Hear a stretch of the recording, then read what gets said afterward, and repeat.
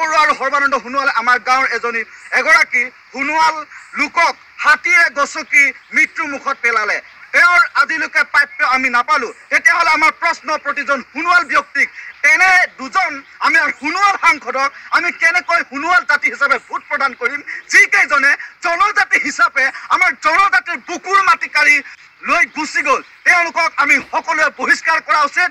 মনোনয়ন পত্ৰ দাখিলৰ পাছতেই সোণোৱাল ছাত্ৰ সন্থাৰ এজন যুৱকে সৰ্বানন্দ সোণোৱাল আৰু প্ৰদান বৰুৱাক উভতি ধৰি নানা গালিজ গালাজ পৰা শুনিবলৈ পোৱা গৈছে।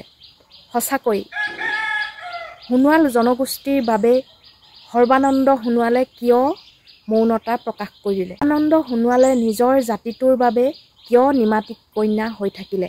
সেয়েহে তেওঁক নিমাতী কন্যা আৰু যদি ইমান মাত নমতাৰ মানুহক সাংসদ ৰূপে ভোট দি জয়যুক্ত কৰা কি দৰকাৰ, এই বুলি সোণোৱাল ছাত্ৰ নেতাজনে বহু কথা সংবাদ মাধ্যমৰ আগত প্ৰকাশ কৰিলে। শুনকচোন ভিডিঅ'টো বাক্যকেইষাৰ। যদি ভাল লাগে লাইক কমেণ্ট শ্বেয়াৰ কৰিব বুলি আশা ৰাখিলোঁ। বৰুৱা আৰু সৰ্বানন্দ সোণোৱালে আমাৰ গাঁৱৰ এগৰাকী সোণোৱাল লোকক হাতীয়ে গছকি মৃত্যুৰ মুখত পেলালে।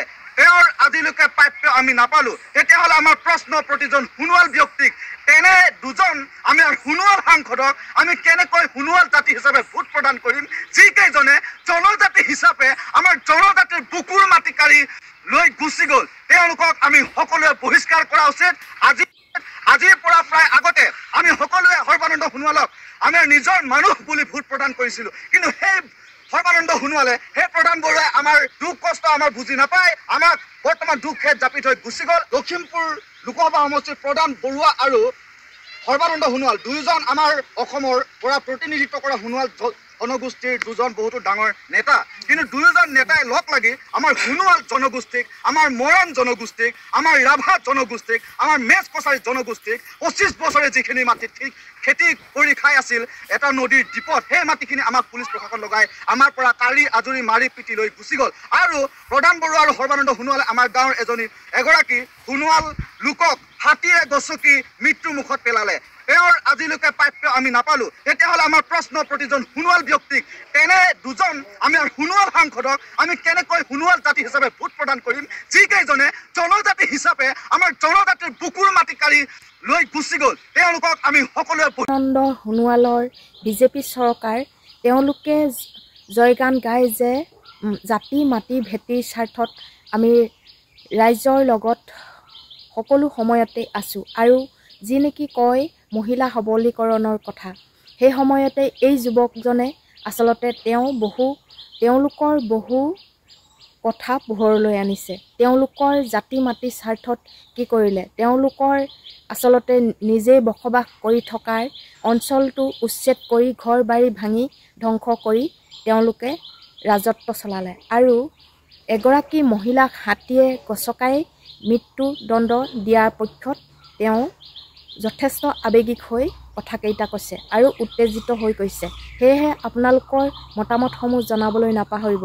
এইবাৰ আচলতে চৰকাৰ কোনে গঠন কৰিব?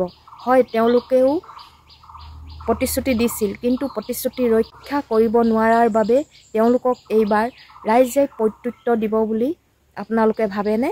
যদি ভাবে নিশ্চয় আপোনালোকে কমেণ্ট কৰি কমেণ্ট বক্সত জনাব বুলি আশা ৰাখিলোঁ। আৰু এই যুৱকজনে ইমান ডাঠি কথাকেইটা কৈছে, এই কথাকেইটা সত্য নে অসত্য আপোনালোকে নিশ্চয় কথাকেইটা কওঁতেই গম পাইছে। সৰ্বানন্দ সোণোৱাল দেৱে নিশ্চয় নিজৰ জাতিৰ ক্ষেত্ৰত মাটিৰ ক্ষেত্ৰত কিয় নামাতি নিমাতী কন্যা হিচাপে বহি থাকিল? হয়, তেওঁলোক অবৈধ নেকি?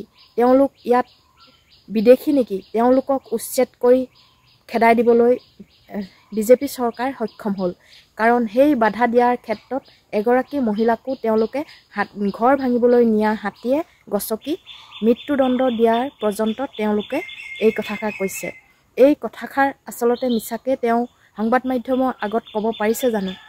এইবোৰ কথাতে আচলতে আমাৰ জনসাধাৰণ ক্ষোভিত হৈ পৰে, আৰু এনেকুৱা ধৰণৰ চৰকাৰৰ মানুহক আচলতে প্ৰতাৰণা কৰিবলৈ চেষ্টা কৰে।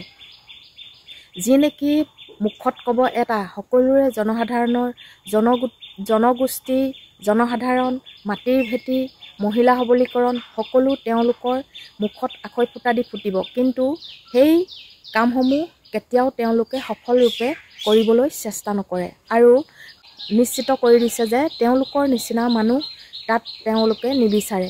কাৰণ যি জাতিৰ বাবে নিজৰ মাটিৰ ভেটিৰ বাবে মাত মাতিব তেওঁলোককহে তেওঁলোকে ভোট প্ৰদান কৰিব বুলি স্পষ্টকৰণ কৰিছে। আৰু এটা কথা তেওঁলোকে যে কৈছে কা আন্দোলনৰ কথাটো, কাখন প্ৰথমতে তেওঁলোকে এনেই আইন বুলি কথা কৈছিল, কিন্তু এতিয়া সেই কাখন বলবৎ কৰাক লৈ অসমৰ ৰাইজ ক্ষোভিত আৰু অসমৰ ৰাইজে কোনো পধ্যে কা নামানে।